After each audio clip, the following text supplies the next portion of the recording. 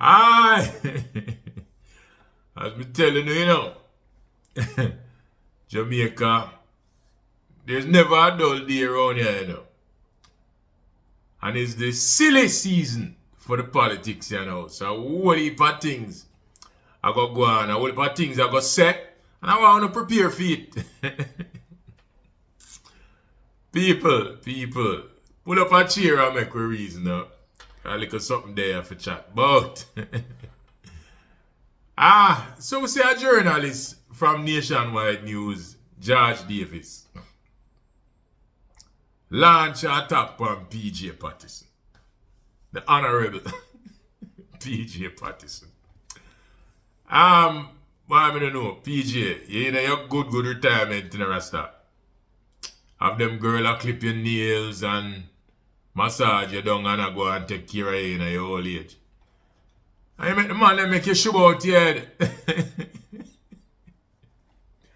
And you shove out your head now. Some man a wield some long knife for chop it off, Yeah, man. So, and you say some things, you come say some things in defense of your stewardship. Well, never sit well with George Davis, that reporter. And George come out swinging, man. And to be truthful, and numbers George I use him, never tell a lie either, Yeah, man, him say PJ the man say you left the country death-ridden, crime-ridden, and all of them sitting there. And him never tell a lie, just the truth, bro. Sometimes, you have to just man up and suck it up. But well, you know my thing though. My thing is to bring some balance, another perspective, Make a first listen to what George have to say. I'm speaking this morning based on what I know is the composition of the nationwide audience. I'm speaking largely to people who were here and who know that what Mr. Percival said to us last week, in the words of, one of the favorite words of one of the men who served his cabinet, Keith Desmond Knight, what we heard at the summit was balderdash. The facts don't support the narrative that Mr. Patterson spun. And the thing with Mr. Patterson's premiership is that, I like to quote my favorite rapper in these instances, men lie, women lie, numbers don't. Even though men and women lie with numbers. And what he sought to communicate is vastly different from the reality of those 14 years. Now, there's so much to go into where Patterson and his 14 years are concerned, or were concerned. Mr. Percival's brand of leadership. In many respects, there are good things to take from it. The way he handled certain ministers. In my view, the highlight of Mr. Percival's 14 years was the liberalization of the telecom sector by one Philip Paulwell. And those close to the action say, well, that was more Paulwell's doing than Mr. Percival. So you should give Paulwell all the credit. Acknowledge that Mr. Percival was the Prime Minister at the time, but it really was Paulwell's work. And we all know that Philip Paulwell wrung every bit of goodwill out of that liberalization of the telecom sector towel, to the extent that for the many other things that he got up to, there was barely enough of the goodwill left to tide him over. Mr. Percival said, look, when the bad times came, it's youthful exuberance. That was him being grateful to what Paulwell had done for his administration. But that was a highlight for me. And that was hugely significant, is hugely significant in the history. But it's not Mr. Percival's work. It's Philip Paulwell's work. I'll tell you what Mr. Percival's work really is. Before that, he said something in 2003 that I think is at the heart of the problem Mr. Percival is facing at this time. And as I listened to him some weeks ago talking about the country on his watch and how good it was and the backlash that he received, sufficient for them to organize another function for him to set the record straight, I said to myself, you are right in believing what you believed about the problem Mr. Percival has. And here's the problem. 2003, September, the PNP's 65th annual conference. Mr. Percival made a speech, parts of it which will go down in the history of the politics in this country. And in that speech was transmitted the real problem Mr. Percival had then and still has now. Here's what he said. Every leader has a different style, and my style is the style, he told conference in 2003. I am a humble man, and I will always be to my dying day. Blood runs through my veins like everybody else's, but I know that I have never got the respect where respect is due for the things that I have done. He said, I have built more highways than anybody else. I have done more to reduce poverty than everybody else. More people have running water. More people stop use kerosene. More people have electricity. More people have telephone. And more men have gal than at any time else, said our Prime Minister in 2003. So part of his legacy as he wound down his premiership was that under his leadership, more men in Jamaica have gal. Yeah? That didn't go down well at the time. It is funny now rather than being crass. But that was Mr. Percival speaking. It wasn't the gal aspect. Well, we were caught up in that at the time. I remember the country was. But the more significant point Mr. Percival was making was that he didn't feel as if he had the respect he certainly thinks he deserves. And that's the problem. Mr. Percival has long been jealous of the adoration and adulation that the comrades give to Joshua. The love of Michael Manley and for Michael Manley and justified Michael Manley is one of the great Jamaicans. Yes, I never said perfect. Great Jamaicans, there is no doubt about that. Percival James Patterson wants to be like that. In fact, if you listen to the PNP bigwigs speak, and especially during campaign time when they're doing their set piece presentations, it's almost obligatory to have a quote or three from Joshua in your speech. It's not complete without it. Nobody quotes P.J. Patterson. Nobody quotes P.J. Patterson. The comrades don't. And so I find it curious that the respect that not even the comrades have for you, Mr. Percival, you want the Jamaican public to then accord you that. On what basis, I don't know. Your tenure, your premiership was such that you are barely mentioned. Mrs. Simpson Miller gets adoration and adulation. She gets copious amounts of it. You, on the other hand, longest serving, won more elections than anybody else, and done all the great things you say you did, and yet still you fall short of the adulation and adoration measures. Which is why it's so curious that a PNP hierarchy that quite rightly avoids mentioning the Patterson years, avoids mentioning what Mr. Percival did at the wicket, now brings him back to boost its election campaign. So, apart from feeling unappreciated and being unappreciated within the walls of his own party, Mr. Percival is now appealing to Jamaica to give him the love that not even comrades are giving him. I'll tell you how we remember you, Mr. Percival. And there are so many numbers to use. You will be remembered as the Prime Minister who heaped more debt on the back of every Jamaican man, woman, and child than every Prime Minister before you and every Prime Minister since. You will be remembered as the man who, when 1992 ran its course and that year finished, the public debt was about $60 billion.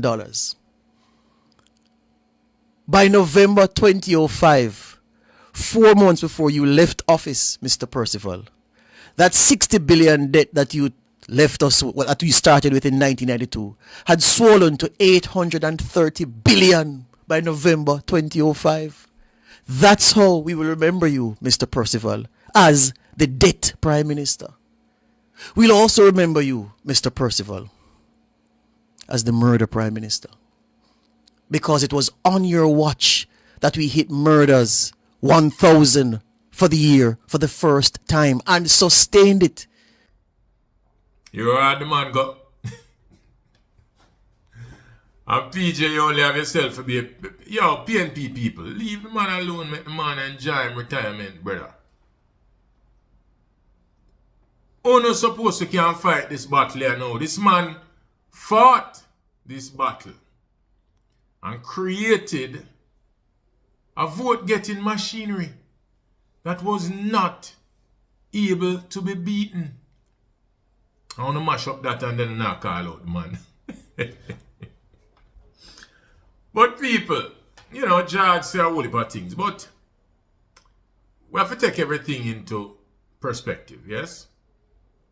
There's no way that PJ could have achieved the kind of levels of achievement with infrastructural development in this country without that level of borrowing. Yeah, a whole heap of people will say that these big construction projects are the easiest way for the kleptocrats, as they may have described the PNP over that 18 years, get them finger in the coffers. And people will tell you, those in the know, that worldwide construction has been that thing that corrupt politicians have used. Yes? So there is argument to be made on both sides. But when you look at the whole highway and just the infrastructural development that PJ was responsible for, we couldn't achieve that without the kind of borrowing that he did. The thing though is that a lot of this borrowing left we with a debt will hang around our neck generations to come. Was it necessary at the time that he attempted it to do all of that? Especially while the farmers will tell you that the farm roads are in a deplorable condition and has been. And so it no make sense of highway and then the byways, the farm roads won't enable the farmers to take them produce from the field to the market. You know, even while we're trying to say we're looking international markets. If them can't come out of the field, brother, then the highway sometimes no make no sense. But other commerce, you know, would move freely along the highway. And the highway projects have opened up the interior of the island and created a lot of other opportunities of which we can now avail ourselves. And so, like I said, there's a lot of argument to be made on both sides. There's also the argument of the ballooning of the murder rate in Jamaica. But there's a thing I've been just mulling over. Under PJ, the political scene has cooled. Yes? The garrison politics is not as prominent as it used to be. Because PJ has always presented a cool head. And, you know, has not been as confrontational as other leaders. So while him and Mr. Seaga was going at it, and PJ was not a man for tire with either, you know. He would have get as good as him get on the political stage. But he wasn't confrontational in the way that him do him thing. And so the political temperature would have cool. Yes? And when the political temperature cool, rude boy not really have no need for fight for no party. So the party never need for fund certain things for want of a better word, or supply certain things. Yes? So what happened? The corner gang kind of mostly started to divorce itself from the parties. Yes? But that have its own spin-off. The politicians no longer had too much control over the road boy them. Yes? And the political dollar never roll in as it used to. Some man did have to hustle. And the hustling led to other things. Only a turf war, and then man start to drop out because of, infighting between gangs and fighting among rival communities. Over some of the time, the same hustling where them affair do, because them no longer tied to the political party. So that political titty where them used to suck, not there no more. So it's a whole heap of things to look into. We can't just say, boy, under PGA, the murder rate bumped up to ray. No Minister of National Security, no police commissioner in this country ever successful. None. Yes? And it's not just because the political directorate. We own attitudes as a people. We really have to consider that something there, Yeah, man.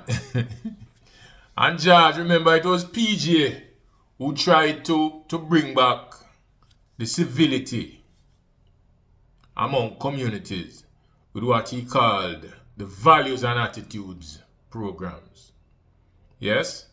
So he was always cognizant of what was happening in the communities among the people, and would have made an attempt to bring back some semblance of peace and decorum among the people. In our own little way. Was he successful? Is it, how possible is it to be successful in Jamaica with this kind of attitude if you're not able to get the buy-in from the people? I don't know, maybe a bigger budget should have been put behind this program. Because everything at Jamaica have to take a budget. Maybe more money should have gone into education. A lot of maybes. But him try, man. George, you can't say man not try. See? We can't sit down and always just blame the politician. Well, enough for them watch, if you think about the thing in a political way, then a man have to take the licks for the things them we happen and them watch. I just saw it go. You know what I mean? So, it's a whole heap of things to consider, George. I beat the old man so bad, man. You know what I mean? Yeah. But as an old man, PJ, put your foot in the fire, brother. So if it burn you, now nobody for blame. Except your own little PNP brethren them who can't seem to put together a proper campaign. What can PJ bring to the now PNP campaign? When you make the old man go rest, man, him do him thing. See, like me say, build a political machine we go now. And on the fritter that away. Yes? So, when there's nobody for blame. But, I'm not allow the man out of the thing, man. People like, share, and subscribe, That's a whole heap of things we say. Like me say, I kind of just want to bring another perspective to the arguments made by George. You know what I mean? Yeah, man, give thanks.